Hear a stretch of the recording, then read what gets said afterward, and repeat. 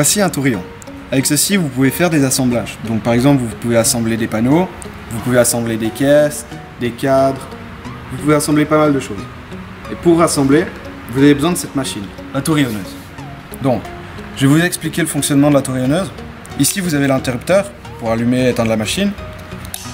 Ici, vous avez la butée pour la profondeur, pour régler la profondeur. Donc si je mets par exemple à 15, les mèches vont ressortir un petit peu.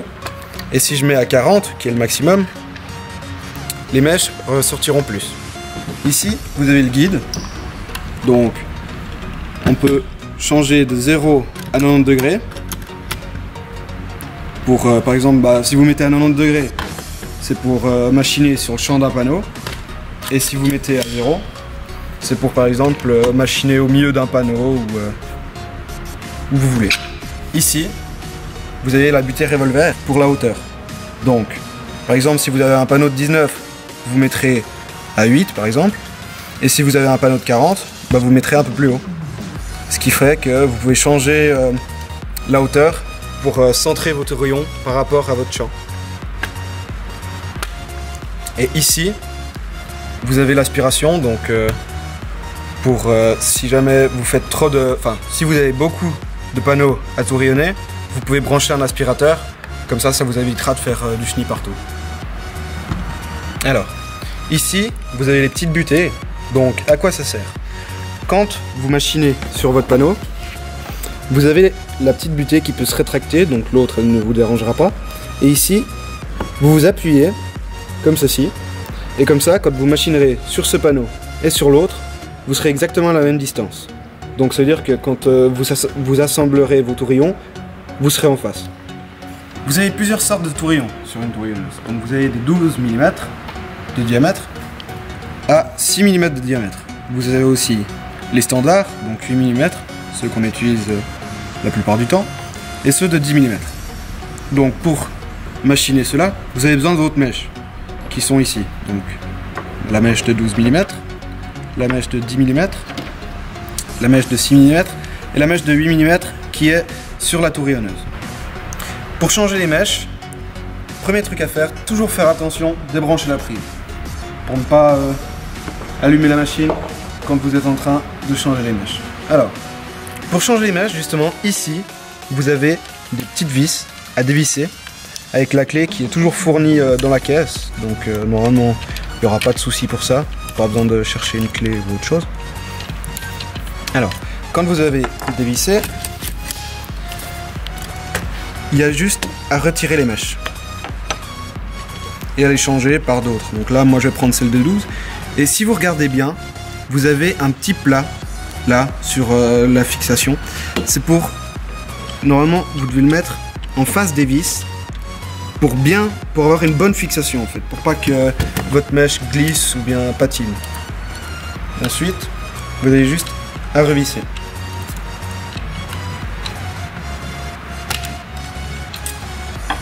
Et voilà. Passons au machinage.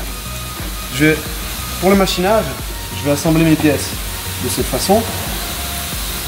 Donc, je vais vous faire un machinage sur le côté et un machinage au milieu pour vous montrer. Donc, le machinage sur le côté, vous n'avez rien besoin de tracer vu que vous avez les butées qui sont directement sur la machine. Mais pour le machinage au milieu, il vous faut tracer un trait. Donc, pour être juste, vous tracez sur les deux pièces directement en face. Voilà, comme ceci. Donc, premier machinage, je vais machiner sur la face. Donc, je vais serrer mon panneau comme ceci. Voilà. Je reporte le trait sur le champ, comme ceci.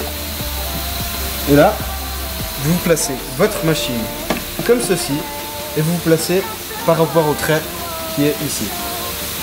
Et sur les côtés, comme je vous ai dit, vous avez les butées ici, donc pas de problème. Voilà.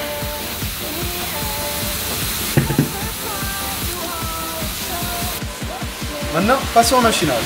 Avant de machiner, toujours mettre les protections. Donc, lunettes de sécurité, et panneau.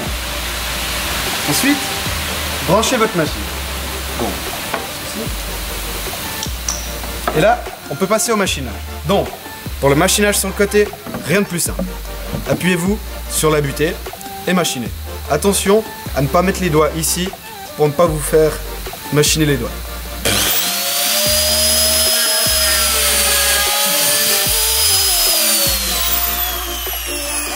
Voilà, comme ceci.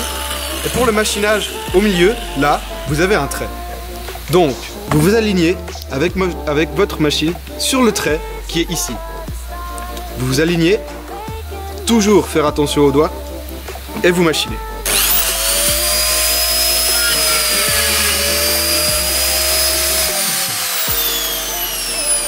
Et voilà, le machinage est terminé. Ensuite, pour le machinage sur la deuxième pièce, toujours serrer votre pièce.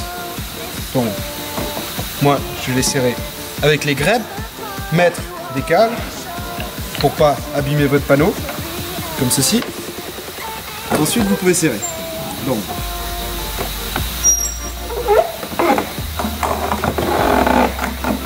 voilà. Et ensuite, vous pouvez machiner. Donc, comme la première fois, appuyez-vous sur votre butée et appuyez-vous bien ici pour être droit. Donc, comme ceci.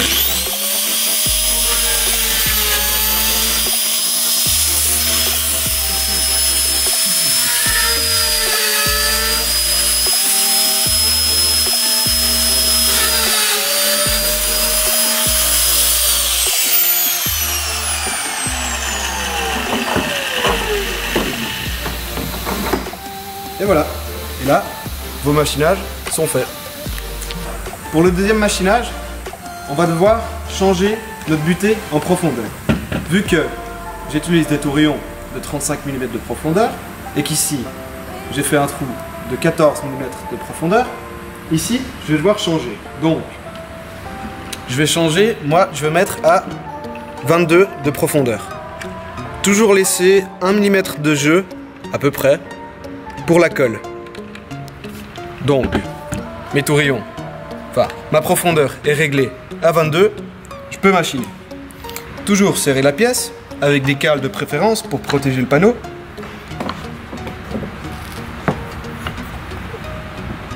Hop, voilà, comme ceci. Et on peut machiner. Donc c'est parti.